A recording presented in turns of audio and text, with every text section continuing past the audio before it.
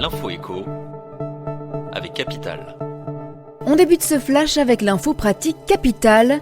Payer son kilowattheure d'électricité moins cher si vous consommez la nuit ou à certaines heures de la journée, c'est le principe du système des heures creuses. Mais ce dispositif, mis en avant par les fournisseurs d'énergie, est-il vraiment une bonne affaire pour vos finances ?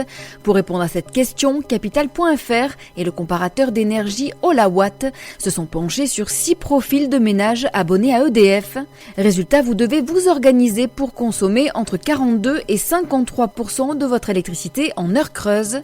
C'est la proportion nécessaire pour commencer à réaliser des économies par rapport à un tarif de base. Retrouvez en détail ces simulations sur notre site capital.fr. Le coup de gueule du jour est poussé contre les fausses promos du Black Friday, un événement commercial qui a lieu ce vendredi. Si les vendeurs annoncent des promotions exceptionnelles, la plupart de ces offres ne sont pas vraiment de bonnes affaires. Selon le comparateur de prix, le dénicheur, les produits ne seraient en effet pas moins chers ce jour-là. En 2018, les 800 000 articles testés étaient à peine moins chers que 14 jours auparavant. Un rabais de 0,59% seulement en moyenne.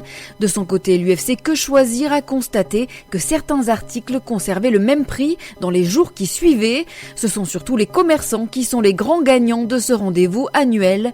Les ventes auraient en effet atteint 1 milliard d'euros en 2018. On passe maintenant aux chiffres du jour. 44%, c'est le pourcentage de salariés qui se sont fait prescrire au moins un arrêt maladie au cours des 12 derniers mois.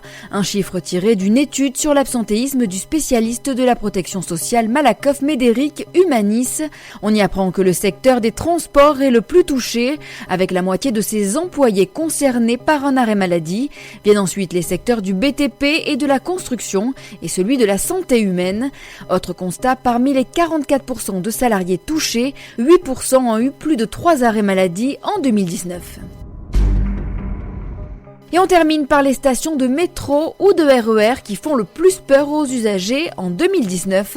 En effet, l'angoisse est bien présente pour les voyageurs dans les transports ferrés d'Île-de-France. C'est ce qu'il ressort d'une enquête lancée en 2019 par l'Institut Paris Région et révélée par Le Figaro. Résultat, c'est la station de la Gare du Nord qui truste la première place de ce classement des gares les plus anxiogènes du réseau d'Île-de-France. Elle a fait l'objet de 1200 signalements d'usagers abonnés au Pass Navigo ou Imaginaire en 2019. En deuxième position, on retrouve Châtelet-Les Halles, suivi par Saint-Lazare, Châtelet, La Défense et la Gare de Lyon, qui dépassent chacune 500 signalements. Au total, plus de 770 lieux ont ainsi été signalés.